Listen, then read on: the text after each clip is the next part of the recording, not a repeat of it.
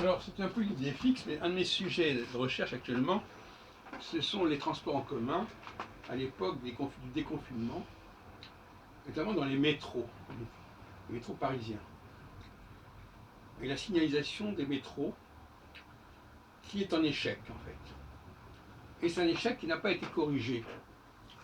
Ce qui veut dire que les mesures qui ont été prises ne sont pas supervisées.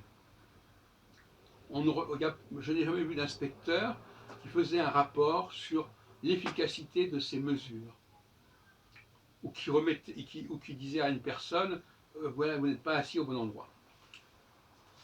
Et puis progressivement, je me suis aperçu qu'il y avait un défaut dans la signalisation et que ça a généré un dysfonctionnement des règles des gestes barrières, disons.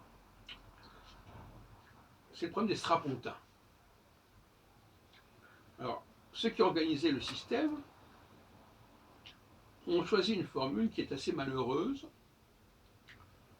qui consiste à condamner tous les strapontins.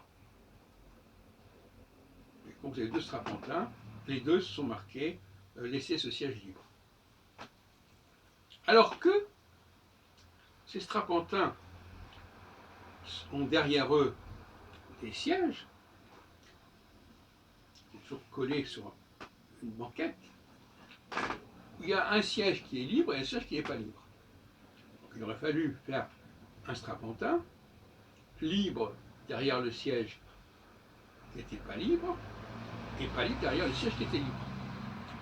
Comme ça, les gens auraient compris que les strapontins, eh bien, il y en a un sur deux, comme pour les autres banquettes, qui est libre et l'autre qui n'est pas libre. Mais ils ont tout mis en négatif. Résultat des courses, les gens s'assoient systématiquement sur les strapontins, puisqu'il n'y a pas eu cette dualité libre, pas libre. Alors je sais bien que normalement, ils devraient dire, bon, c'est pas libre, d'autant plus qu'il y a toute une tradition. On ne s'assoit pas systématiquement sur les strapontins, surtout quand il y a du monde.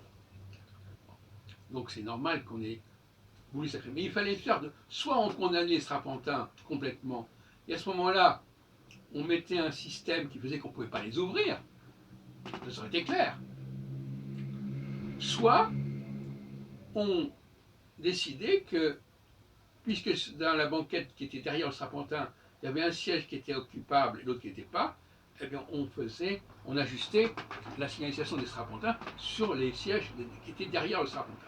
Ça n'a pas été fait. Et comme ça n'a pas été fait, le résultat, c'est que les gens, alors je ne les ai pas interviewés, mais les gens se mettent sur les strapontins, sur tous les strapontins, sans distinction, et ne tiennent pas compte des gestes barrières, de la distanciation sociale, puisque si je suis sur un strapontin, j'ai quelqu'un qui est derrière moi et j'ai quasiment ma tête et sa tête qui se touchent. On est donc très très loin des distanciations sociales.